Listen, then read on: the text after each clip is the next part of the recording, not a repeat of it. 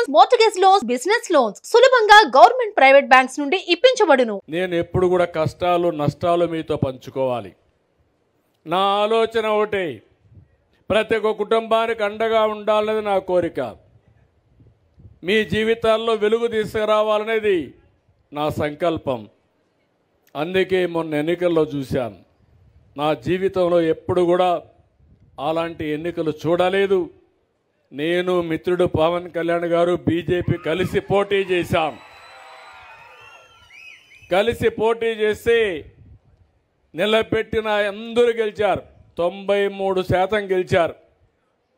అంటే మీలో ఎంత ఉత్సాహం ఉందంటే, ఎక్కడ చూసినా కూటమి అభ్యర్థుల సింబల్ కనపడిస్తే మీరంతా ఓట్లేసే పరిస్థితికి వచ్చారు. గుద్దుడే గుద్దుడు కార్యక్రమానికి శ్రీకారం చుట్టారు. నాకే ఆశ్చర్యం వేసింది. మన నాయకుడు ఎన్టీ రామారావు గారు ఉన్నప్పుడు 94లో రాలేదు, 83లో రాలేదు, 2024లో వచ్చిందంటే మీలో ఉండే చైతన్యం, మీరు పడిన కష్టాలు. ఇప్పుడు నవ్వుతున్నారు. 5 ఏళ్ళు మీ ముఖంలో నవ్వు కూడా చూడలేదు నేను. మాకు ఆ ఇబ్బందులే. పాపం శ్యాంబాబు ఇక్కడ రావాలంటే భయపడేవాడు. అంటే అంత దుర్మార్గంగా రాజకీయం జరిగింది. అవునా కాదా అని మిమ్మల్ని అడుగుతున్నా. హత్యా రాజకీయాలు, పోలీసుల వేధింపులు, ఎవరైనా స్వేచ్ఛగా మాట్లాడే స్వేచ్ఛ లేకుండా ప్రజాస్వామ్యాన్ని అపహాస్యం చేసి గ్రామాల్లో ఎక్కడ కూడా లా అండ్ ఆర్డర్ లేకుండా చేసే పరిస్థితికి వచ్చారు.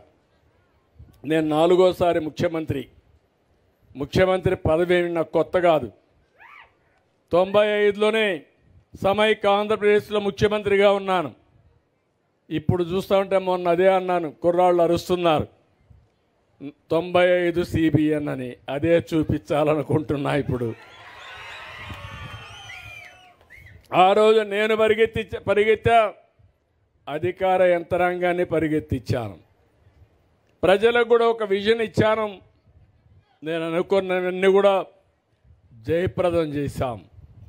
కష్టాలు ఉంటాయి, ఇబ్బందులు ఉంటాయి. కానీ ఈరోజు మీరందరూ గుర్తుపెట్టుకోవాల్సింది, ఇబ్బందుల్లో కూడా, కష్టాల్లో కూడా, సంక్షోభంలో కూడా మనం కొంత ఆలోచన చేసి బయటపడే పరిస్థితి రావాలి. మొన్నే మీరు చూస్తే, నేను ముఖ్యమంత్రి అయితే నేను అనుకున్న డబ్బులు ఉంటాయని. చిల్లి గవ్వలేదు ఎక్కడ, మొత్తం దోచుకొని వెళ్ళిపోయాడు. జలగా మొన్నటి వరకు ముఖ్యమంత్రిగా ఉన్న వ్యక్తి. నేను అందుకే ఆయన ఒక మాట అన్నాను, ఎస్కోబార్ అన్నాను. ఎస్కోబార్ అంటే కొలంబోలో పెద్ద స్మగ్లర్. మామూలు స్మగ్లర్ కాదు. ఏంటి స్మగుల్ అంటే మామూలు కాదు, డ్రగ్ స్మగ్లర్. మందు పదార్థాలను అమెరికాకు స్మగిల్ చేసేవాడు. ఎవరైనా మాట్లాడితే వివేకానంద రెడ్డి మార్గ ఎగిరిపోయేవాళ్ళు. అలాంటివన్నీ చేసేవాడు. అలాంటి వ్యక్తే ఇతను. నేను చాలామంది నా జీవితంలో రాజకీయాలు చూశాను, కానీ ఇలాంటి వ్యక్తిని ఎప్పుడు నేను చూడలేదు. మీరే కాదు, నేను కూడా అనుభవించాను.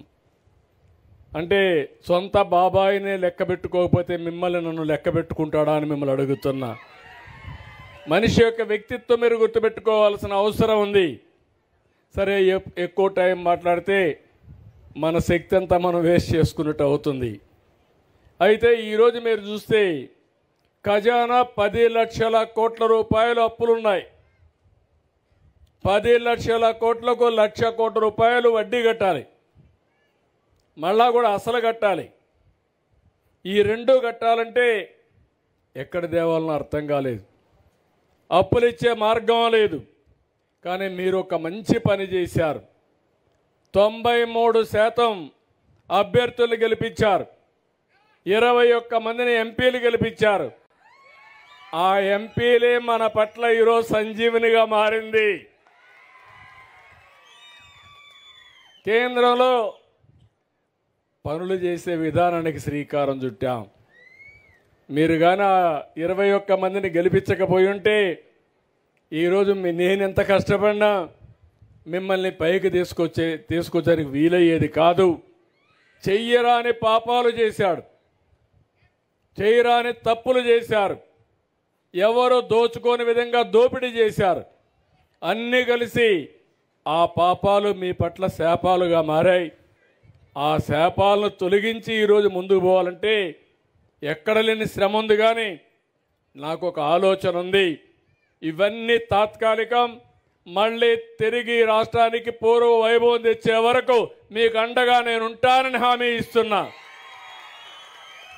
సుమన్ టీవీలో మీ పర్సనల్ అండ్ బిజినెస్ ప్రమోషన్స్ కోసం కింది నెంబర్కి కాంటాక్ట్ చేయండి.